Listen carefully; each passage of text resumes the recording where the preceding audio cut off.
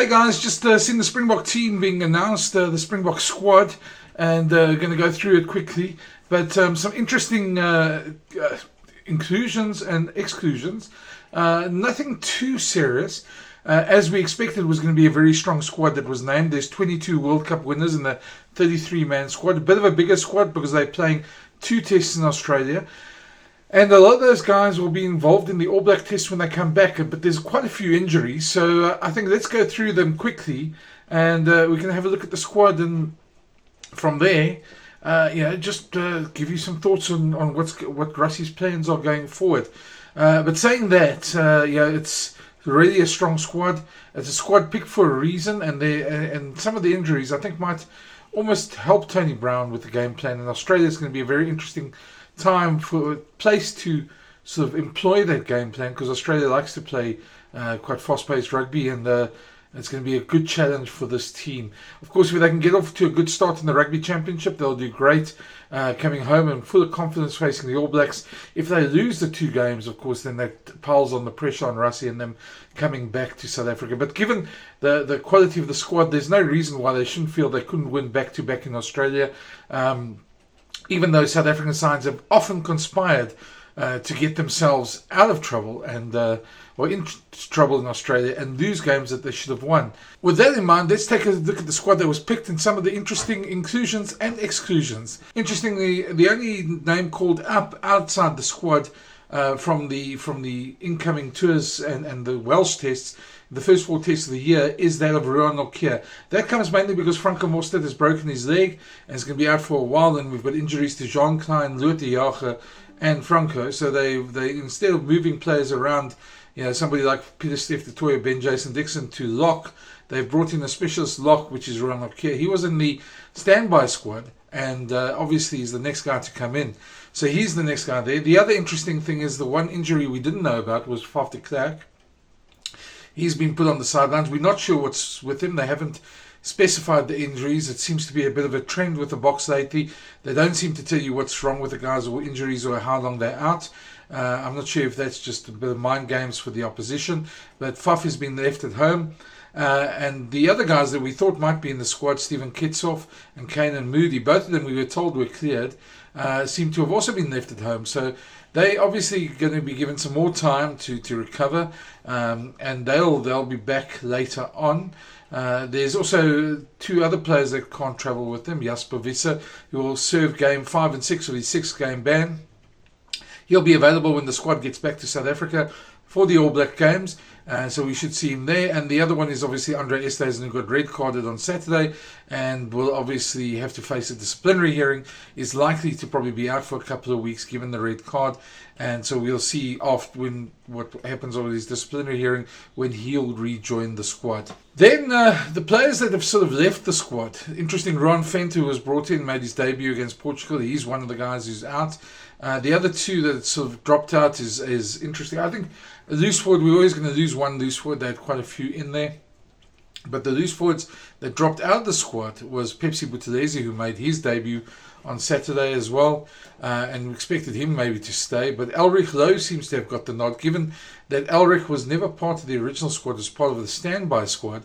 And Pepsi was in the original squad. That can only be because of the performance on Saturday, or they feel they need his physicality against Australia. And we certainly can see him coming on in the second half, probably in that game there, and being quite destructive in that second half. But and then the other one is Thomas du Toit included, Trevor Nyakani falling out the squad. That can also only be for the performance against Portugal. Thomas du Toit was, especially in that first half, exceptional in the loose, scrummed well as well. And I think there's some fitness concerns about Trevor Nyakani. At least that's the way it looked from the outside, that maybe he still needs a little bit of fitness or a bit more, I'm not sure what. But yeah, Thomas du Toit's got the nod on that, and that can also only be on performance. But let's go through the squad and then maybe look at some of the likely candidates. There, of course, there's only one utility back. Damian Willems is still injured.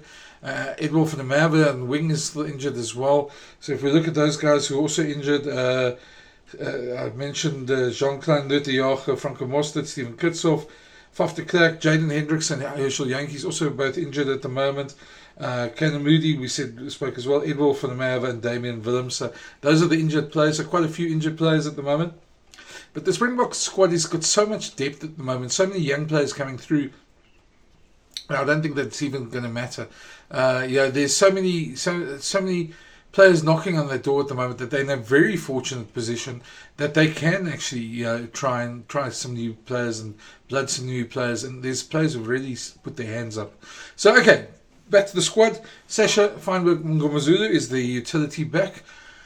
That's going to be an interesting one because he's obviously had a great run, and I got quite a good bit of feedback from my question, did he surpass Mani?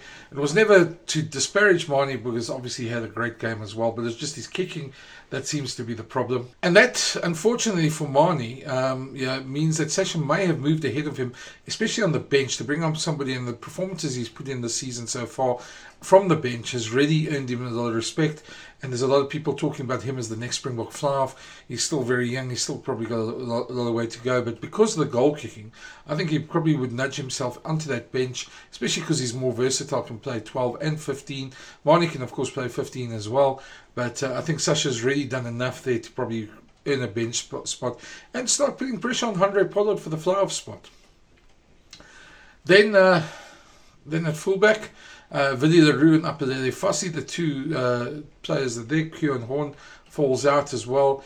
Obviously, I think he was the third spot anyway. Apelele Fassi's done enough. Willie Leroux's back from concussion. It's his second concussion in a month.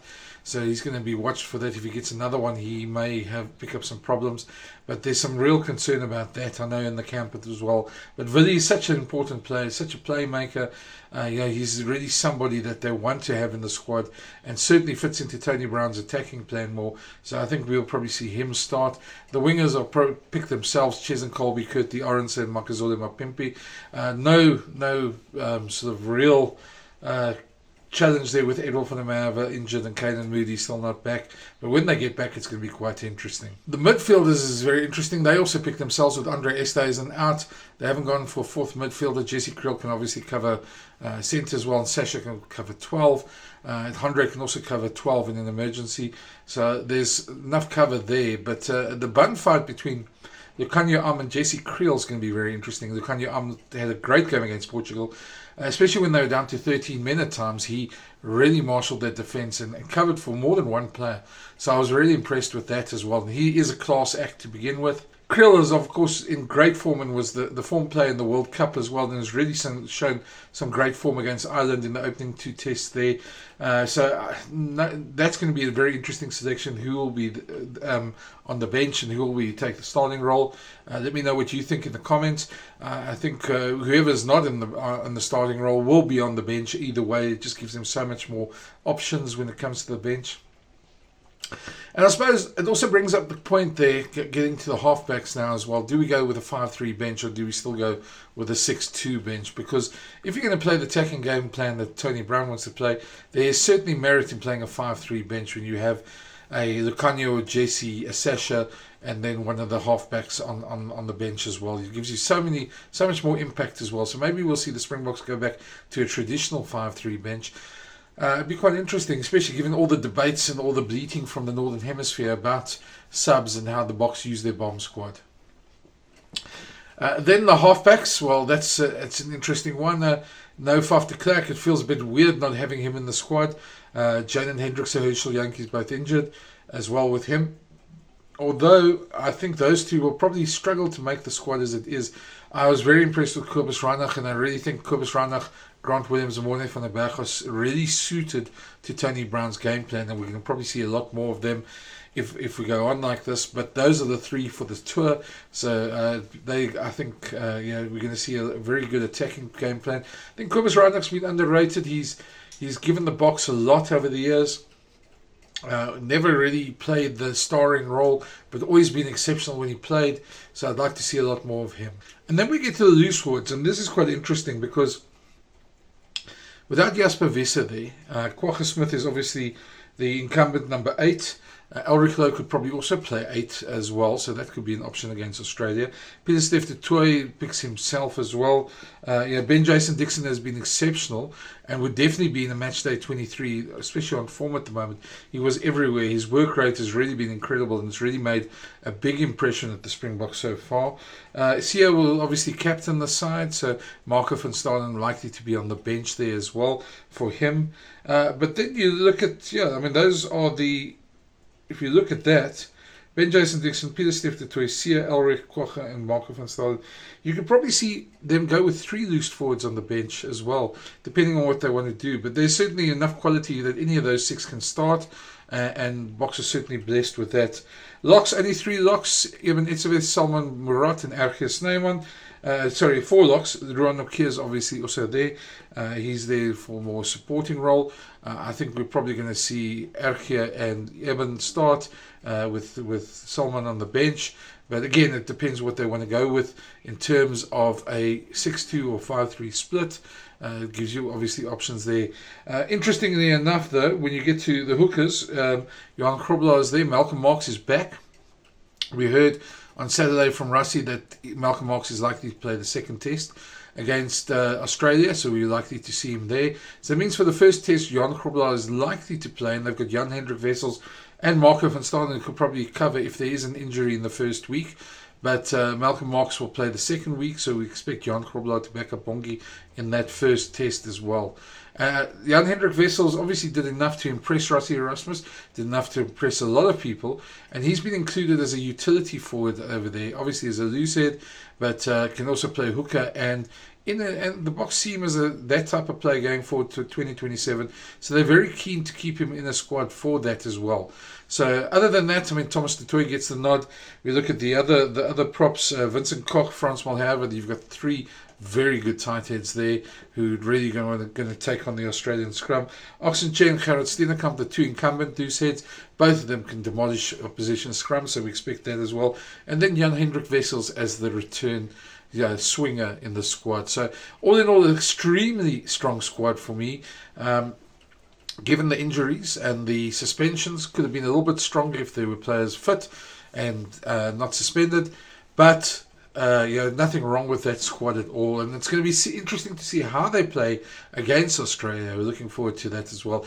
So what do you think of the squad? Let me know your comments. I'd love to hear what you say. I do read them all. Who do you think should have missed out? The 4 players that did miss out, of course, are Ruan Venter, Kieran Horn, Pepsi Buthelezi and Trevor Nyakani. Who do you think is outside the squad that should have been in there? It's going to be very hard to get into the squad for anybody outside the squad at the moment. But let me know your thoughts. And if you haven't already, smash that subscribe button. And there'll be a lot more videos coming like this. Thanks a lot for watching. Chat to you soon. Cheers.